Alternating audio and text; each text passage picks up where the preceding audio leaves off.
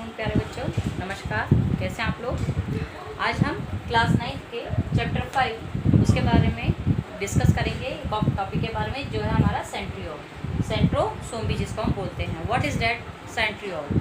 Centriole is a non membranous organelle of the cell. Non membranous यानी कि झिल्ली के बिना। अब तक जो हमने पढ़े हैं माइटोकॉन्ड्रिया और गोल्जी बॉडी, वो कैसे थे आपके? वो थे झिल्ली युक्त आपके मेम्ब्रेनियस स्ट्रक्चर्स या cell organelles of the cell.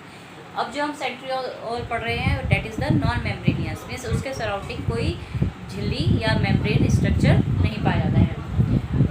वो discovery it is discovered by the T Boveri in algae, fungi and animals. ये टी बोवेरी नाम के साइंटिस्ट वैज्ञानिक ने इसको खोजा था। ये शैवालों में, कवकों में और जंतुओं में पाया जाता है। अब इसका स्ट्रक्चर कैसा होता है? These are cylindrical structure. Cylinder means बेलनाकार, ये बेलनाकार स्ट्रक्चर होते हैं। These are always occur in pairs, ये हमेशा जोड़ों के रूप में पाए जाते हैं।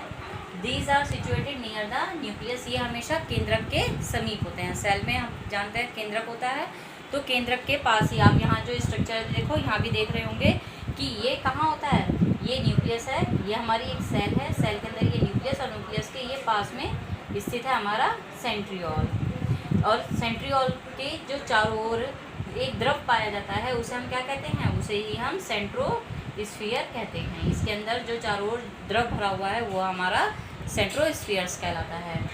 अब आप यहाँ पर स्ट्रक्चर देख रहे हैं बेटा, ये सेंट्रियोल का अगर हम इसको ही और डीपली स्ट्रक्चर को इलेक्ट्रॉन माइक्रोस्कोप से ढंग से देखेंगे तो हमें इस तरह की संरचना दिखाई देती है। We view this like of structure under the electron microscope और centriole that in which some microtubules are found in each group of centriole which are 27 in number and remain 3 in 3 pairs।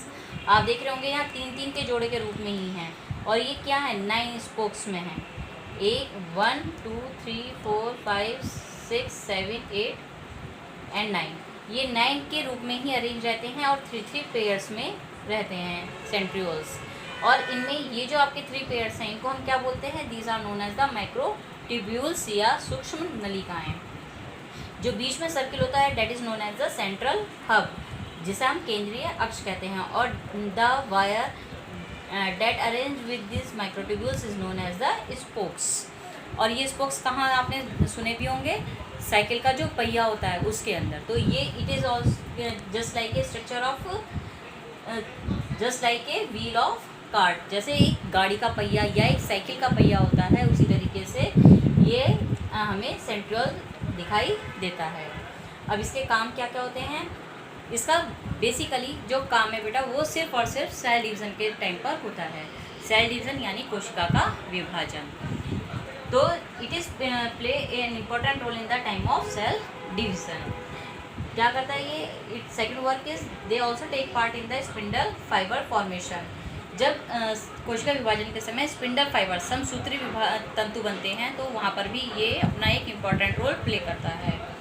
And third one is they also helpful for the movement of chromosome at the cell division. और जब cell division के समय में जो chromosomes होते हैं हमारे, वो अपोजिट पोल्स की तरफ मूव करते हैं। मीन्स अगर यहाँ न्यूक्लियस है, न्यूक्लियस के अंदर ये न्यूक्लियर मेम्ब्रेन हट जाती है और जो क्रोमोसोम्स हैं वो एक इधर की तरफ मूव कर रहा है, एक इधर की तरफ मूव कर रहा है। तो इनके इस मूवमेंट में, क्रोमोसोम के इन मूवमेंट्स में भी ये सेंट्रियोल वहाँ पर एक इम्पॉर्टेंट रोल प्ले करता है। आज के लिए इतना ही, धन्यवाद।